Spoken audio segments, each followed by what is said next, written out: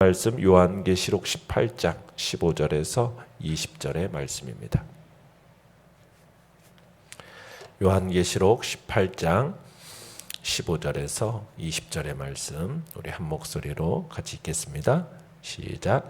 바벨론으로 말미암아 치부한 이 상품의 상인들이 그의 고통을 무서워하여 멀리 서서 울고 애통하여 이르되 화이또다 화이또다 큰 성이여 세마포 옷과 자주옷과 붉은 옷을 입고 금과 보석과 진주로 꾸민 것인데 그러한 부가 한 시간에 망하였도다. 모든 선장과 각처를 다니는 선객들과 선원들과 바다에서 일하는 자들이 멀리 서서 그가 불타는 연기를 보고 외쳐 이르되 이 큰 성과 같은 성이 어디 있느냐 하며 티끌을 자기 머리에 뿌리고 울며 애통하여 외쳐 이르되 화이또다 화이또다 이 큰 성이여 바다에서 배 부리는 모든 자들이 너의 보배로운 상품으로 치부하였더니 한 시간에 망하였도다. 하늘과 성도들과 사도들과 선지자들아 그로 말미암아 즐거워하라. 하나님이 너희를 위하여 그에게 심판을 행하셨음이라 하더라. 아멘. 오늘 말씀의 제목은 너희를 위하여 심판을 행하였음이라 라는 제목으로 말씀을 나눕니다. 우리는 지금 음녀 바벨론의 멸망에 대한 이야기를 지금 보고 있는데요. 그 멸망에 대해서 땅의 왕들의 반응도 보았고요. 오늘은 상인들의 반응을 묘사하고 있습니다. 이 상인들의 반응 역시 음녀 바벨론의 멸망에 대해서 땅의 왕들이 나타낸 반응과 별반 다르지 않다라는 것을 보게 되는데 15절 본문을 다시 한번 보시면은 바벨론으로 말미암아 치부한 이 상품의 상인들이 그의 고통을 무서워하여 멀리 서서 울고 애통하였다 이렇게 얘기하고 있죠. 그러니까 이 상인들이 음녀 바벨론이 받은 고난을 자신들이 받을까 두려워해가지고 멀리 서서 울고 애통해야 하는 장면을 보게 되는 겁니다. 그러니까 이 땅의 상인들이 음녀 바벨론과의 이 교역을 통해서 막대한 부를 축적했었어요. 과거 바벨론과 이런 밀접한 관계에도 불구하고요. 지금 현재 그들은 이 바벨론, 음녀 바벨론의 이 멸망에 대해서 속수무책입니다. 땅의 왕들이 그랬던 것처럼 이 상인들도 음녀 바벨론에 대한 그런 미련과 자신들의 안위를 위해서 단지 멀리서 멀찍이 서가지고 그녀의 멸망을 지켜볼 수밖에 없었던 겁니다. 16절을 보시면은 화이또다 화이또다 큰 성이여 세마포 옷과 자주옷과 붉은 옷을 입고 금과 보석과 진주로 꾸민 것인데 그러니까 땅의 상인들이 음녀 바벨론을 지금 큰 성 이렇게 표현하고 있지 않습니까? 그러니까 큰 도시로서 이렇게 이름 짓고 있는 건데 이 음녀 바벨론이 거대한 시장이라는 점에서 이렇게 큰 성이라고 부르고 있는 겁니다. 그러니까 땅의 상인들은 이 도시 바벨론의 멸망으로 인해서 지금 자신들의 경제적 이윤의 확대길이 근원적으로 봉쇄되어졌다는 사실을 지금 보여주고 있는 거죠. 세마포, 자주옷, 붉은 옷, 또 금과 보석과 진주 이것들은 땅의 상인들이 음녀 바벨론의 그 사치와 자신의 이윤을 위해서 팔았던 상품들을 이야기하고 있습니다. 내용관찰 문제 1번을 보시면은 이 땅의 상인들과 해석무역을 하던 자들은 바벨론의 이 멸망을 보고 어떻게 애통해 합니까? 자, 땅의 상인들이 이 음녀 바벨론의 멸망을 목도하고서는 뭐라고 하냐면 화이또다 화이또다 이렇게 외쳤던 것을 보여주는데 왜 이유는 뭐였냐면 17절에 보는 것처럼 부가 어떻게 되었다고요? 한 시간에 망했기 때문이에요. 한 시간에. 그러니까 한 시간에 망했다라는 것은 순식간에 망해버렸다라는 얘기입니다. 그러니까 상인들과 해석무역으로 이 부를 축적했던 자들이 자신들이 추구했던 이 부가 한순간에 사라져버리니까 정말 매우 슬퍼하는 겁니다. 이 땅의 상인들이 이 바벨론의 사치스러운 문화에 편승해서 지금 값비싼 상품들을 무역하면서 막대한 부를 챙겼었어요. 그런데 이 주요 고객인 바벨론이 심판을 당해서 더 이상 경제적인 이득을 취할 수 없게 되니까 지금 이들이 두려움과 고통 가운데서 지금 가슴을 치면서 울고 있는 겁니다. 그 슬픔을 주체하지 못해서 다른 대상들을 하지 못했던 행동, 어떤 행동까지 하고 있습니까? 19절에 보시면 티끌을 자기 머리에 뿌리고, 그렇게 티끌을 자기 머리에 뿌리면서까지 지금 울면서 애통해하고 있는 겁니다. 이 표현은 슬픔을 주체하지 못하는, 티끌을 자기 머리에 뿌리는 행위는 고대 세계에서 지극한 슬픔을 표현하는 한 방식이거든요. 그 방식으로서 지금 그렇게 애통해하는 모습을 표현하고 있는 것입니다. 내용 관찰 문제 2번입니다. 하나님께서 이런 큰 심판을 행하신 것은 누구를 위함입니까? 자, 20절을 같이 한번 읽어보겠습니다. 시작. 하늘과 성도들과 사도들과 선지자들아, 그로 말미암아 즐거워하라. 하나님이 너희를 위하여 그에게 심판을 행하셨음이라 하더라. 여러분, 세상이 이렇게 다 망하고 있을 때 모든 사람들이 지금 다 눈물을 흘리고 탄식하고 있잖아요. 그런데 한 부류의 사람들은 이 바벨론의 멸망을 바라보면서 어떻게 하고 있습니까? 즐거워하고 있습니다. 기뻐하고 즐거워하고 있어요. 바벨론이 무너지니까 온 세상이 지금 슬픔에 가득한데 기뻐하고 감격해하는 무리들이 등장하고 있습니다. 그들이 누구입니까? 바로 하나님 나라의 성도들이요, 사도들이요, 선지자들입니다.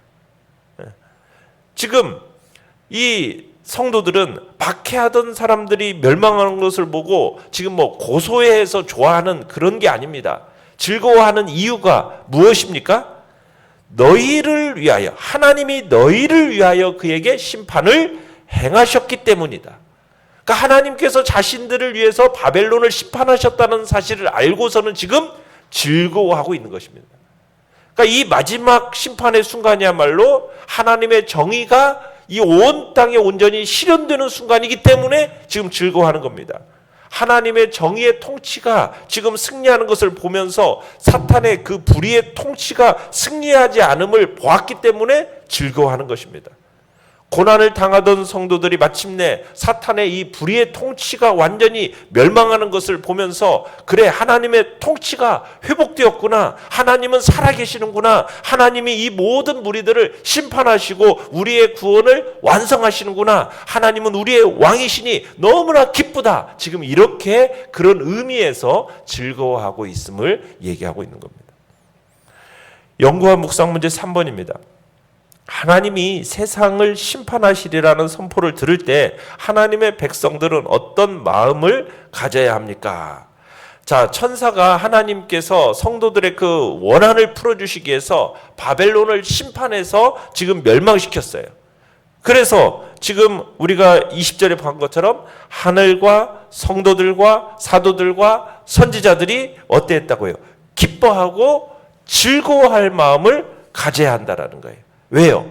이 심판으로 인한 멸망은 하나님께서 하늘과 성도들과 사도들과 선지자들을 핍박하던 자들에게 내리신 심판이기 때문인 거죠. 그러니까 한마디로 하나님께서 이들은 지금 하나님께 대한 순결한 신앙을 지금껏 유지하고 있는 하나님의 사람들이라고 할 수가 있습니다. 바로 믿는 자들인 거죠. 이들 중에는 신앙을 저버리지 않음으로 인해서 지금 순교한 자들이었습니다. 또 그 신앙을 지키기 위해서 지금까지 불의한 세상과 맞서 싸우고 있는 성도들입니다. 하나님의 심판은 의인을 핍박하던 그 악의 세력에 대한 심판이에요. 또 악의 세력에 대한 심판을 촉구하던 그 의인의 기도에 대한 궁극적인 응답이기도 한 겁니다. 그러니까 지금 하나님 앞에 의인이 기도를 한 거예요. 이들의 이 세상의 성도들과 하나님의 교회를 향한 그 핍박 속에서 그들을 심판하여 주시도록 하나님 앞에 기도했는데, 때로 그 의인의 기도가 더디 응답되는 것처럼 보이기도 했는데, 하나님께서는 분명하게 기억하고 계셨고 의인의 기도를 어떻게 해주십니까? 반드시 기억하시고 응답하신다라는 것을 우리로 하여금 보게 해주는 거죠. 느낀 점 4번을 보시면 자기 백성들을 위해서 세상을 심판하시는 하나님의 모습에서 무엇을 느낍니까? 여러분, 하나님은요, 우리 성도들의 그 눈물과 탄식을 외면하지 않으시는 분이라는 사실을 우리는 느끼게 됩니다. 요한계시록 6장 10절에서 그렇게 말씀하고 있는 거예요. 큰 소리로 불러 이르되 거룩하고 참되신 대주제여, 땅에 거하는 자들을 심판하여 우리 피를 갚아주지 아니하시기를 어느 때까지 하시려 하나이까. 자, 이런 탄원을 지금 성도들이 했었어요. 이 탄원을 하나님께서 바벨론을 멸망시키심으로써 이 땅에 실현당하던 그 성도들의 눈물을 닦아주신 것이고 그 희생을 반전시켜 주신 겁니다. 그러니 어찌 기뻐하지 않을 수 있겠냐는 거예요.